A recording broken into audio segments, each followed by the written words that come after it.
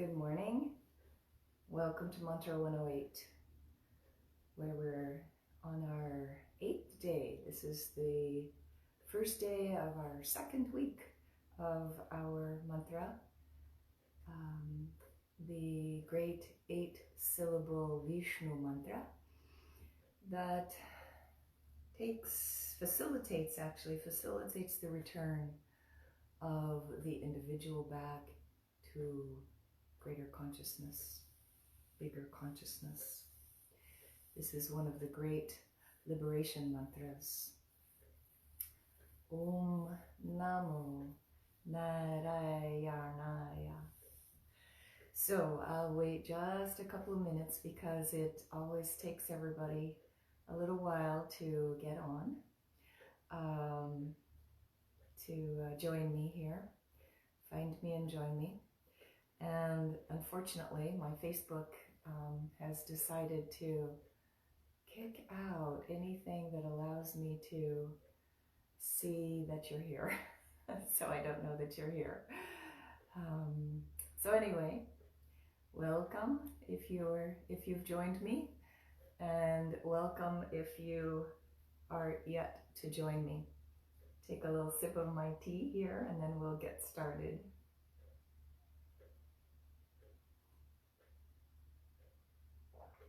A few days ago, I was being a little mindless, and I meant to add a little extra water to my tea to make it kind of refresh it and make it hotter again. And I mindlessly grabbed my husband's coffee pot and poured that into my tea. So then I had toffee, my combination of tea and coffee. That was kind of tasty though, it wasn't too bad.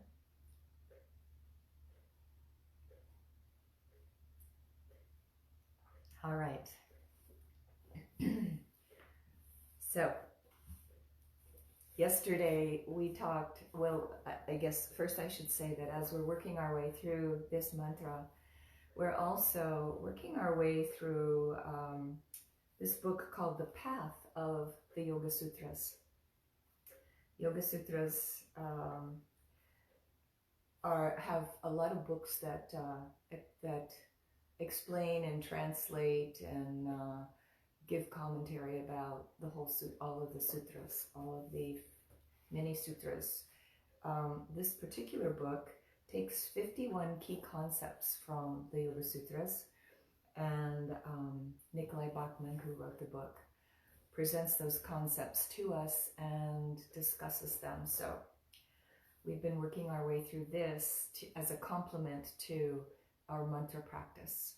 Yesterday we talked about abhyasa, the importance of discipline, the importance of diligent, focused practice, disciplined practice. And that's what we're doing by showing up every day for our mantra practice and for any of the other spiritual practices that we are disciplined and diligent about. So today we'll talk about vairagya. Vairagya is non-attachment to sensory objects. So here's what Bachman says about this. And again, you have a whole chapter of things that he's saying about it, but I've just chosen a few little choice things that I think are particularly applicable for the time that we're in, the people that we are, what we're studying, all of that. So he says, when our attention is drawn outward, our heart-mind becomes entangled in the complex net of everyday activity. Attachments to things develop until we are so involved with them that we lose perspective, identifying ourselves in terms of outer names and forms.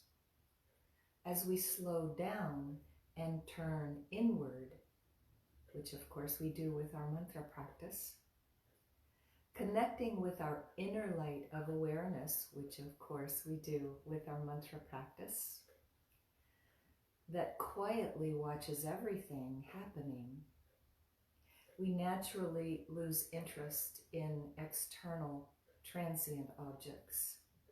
We realize that the ups and downs of life come and go, ever spinning around the motionless hub of Purusha, which we talked about a couple of days ago. Purusha is that inner light of awareness. So as we continue with our yoga practice, our mantra practice and our yoga practice, and yoga, mantra is yoga too.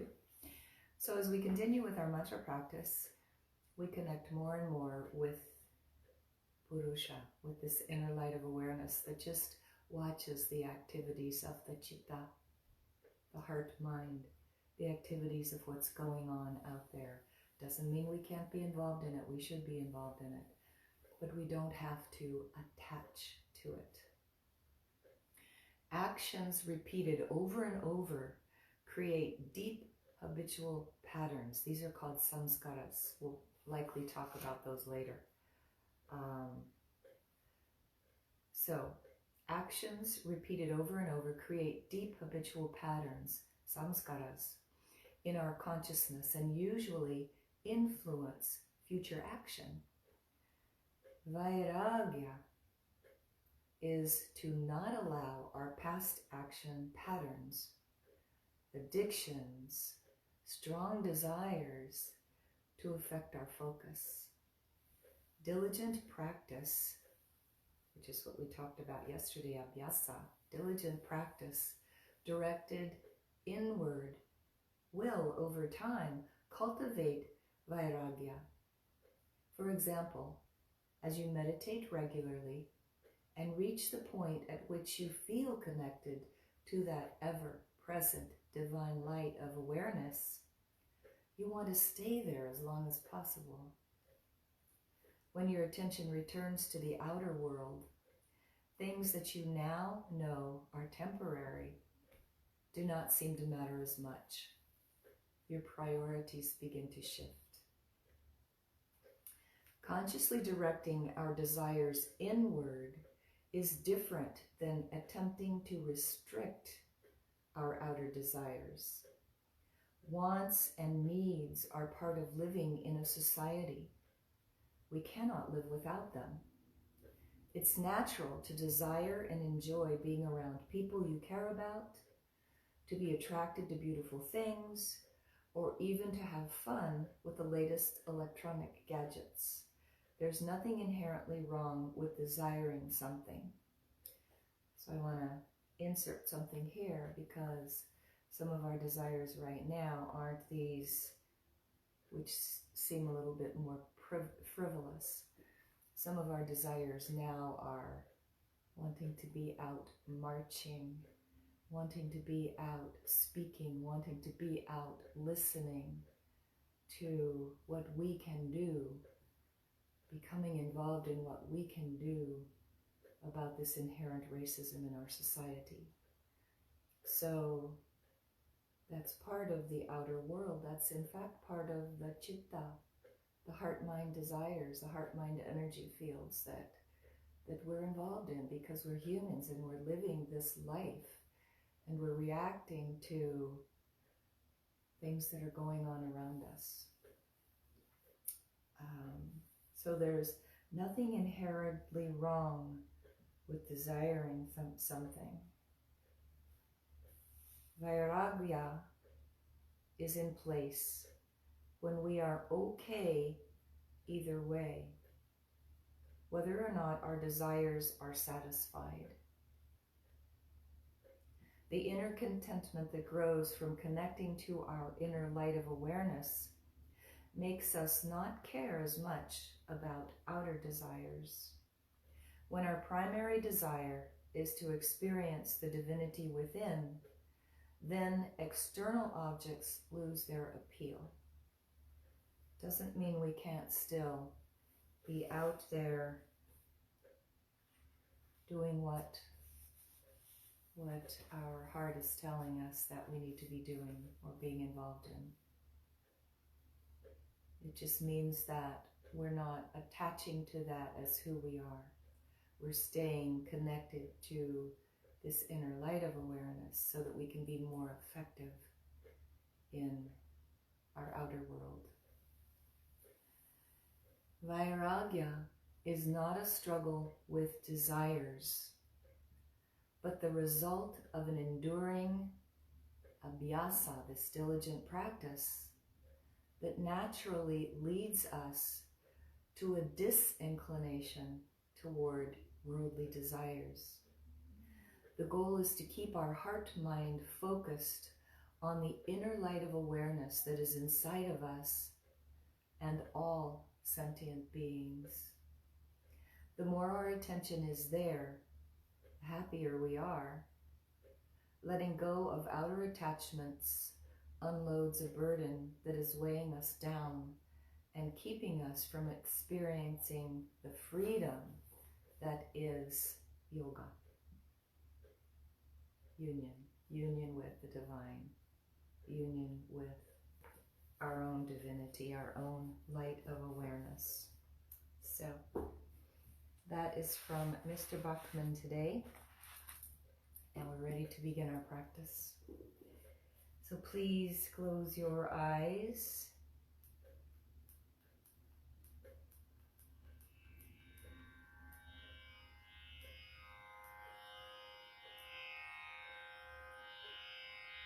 Begin to tune into your breath.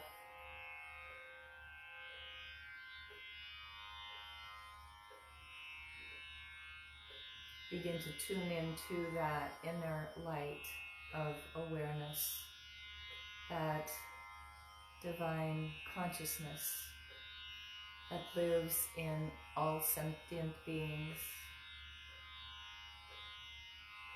Relax your shoulders away from your ears. Soften your skin, soften your muscles. Rise up a little higher through the crown so that your spine can become a little taller. We'll take an inhale together to begin our practice. Auṁ Namo Nārāyaṇāya. Auṁ Namo Nārāyaṇāya. Auṁ Namo Nārāyaṇāya. Auṁ Namo Nārāyaṇāya. Auṁ Namo Nārāyaṇāya. Auṁ Namo Nārāyaṇāya. Om Namo Nārāyaṇāya. Om Namo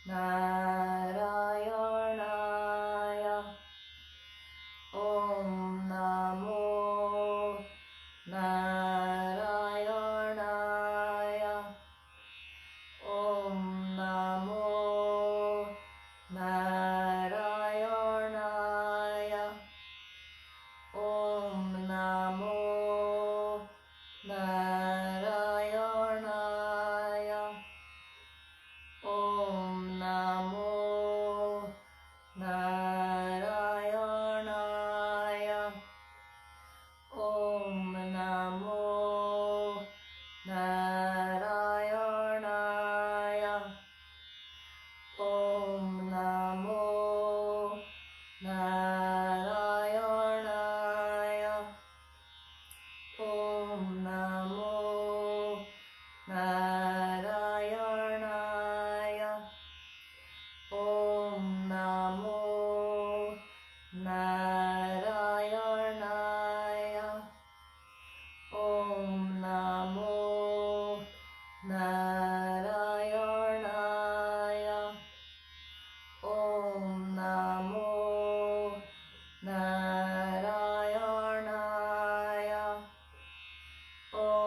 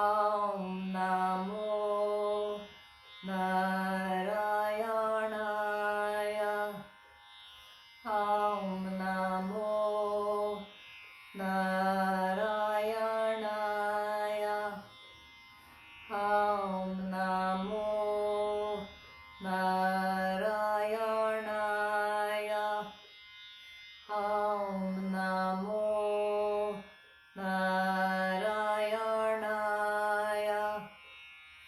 Auṁ Namo Nārayanaya. Auṁ Namo Nārayanaya. Auṁ Namo Nārayanaya. Auṁ Namo Nārayanaya. Auṁ Namo Nārayanaya. Auṁ Namo Nārayanaya.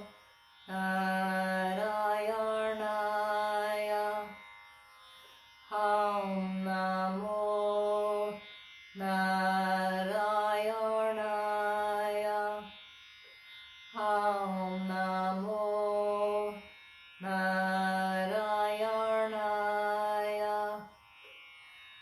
Auṁ Namo Nārayanaya. Auṁ Namo Nārayanaya. Auṁ Namo Nārayanaya. Auṁ Namo Nārayanaya. Auṁ Namo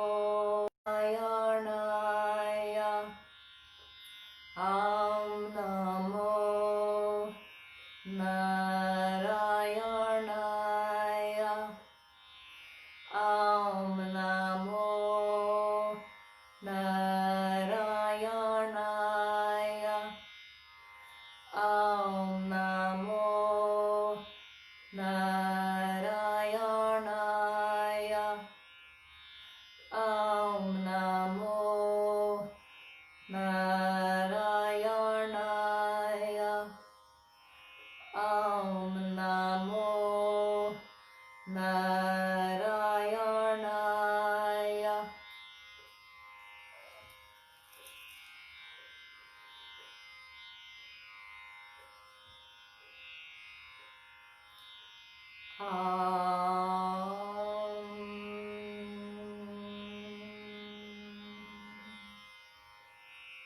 Shanti, Shanti, Shanti.